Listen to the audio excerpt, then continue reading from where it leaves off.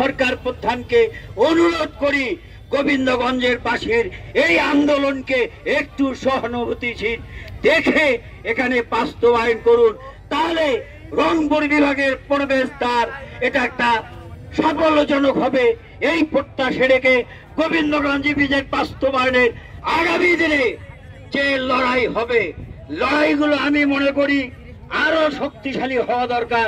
আমাদের গোবিন্দগঞ্জের অসংখ্য মানুষ ঢাকা গাজীপুরে অবস্থান করছে শুধুমাত্র তাদের হচ্ছে কর্মের কারণে, কতিপয় কিছু স্বার্থান্বেষী মানুষের কারণে। গোবিন্দগঞ্জে দ্রুত বাস্তবায়নের দাবিতে, এই ইপিজেডের দাবিতে মানববন্ধন ব্যাচ হিসেবে আমরা প্রথম 2024 সালের ফেব্রুয়ারি মাসের 17 তারিখে এই গোবিন্দগঞ্জের চার মাথায় বিশাল উপস্থিত এবং উৎসাহ উদ্দীপনা সহকারে আমরা এই মানববন্ধনটি সফল করেছিলাম। হবে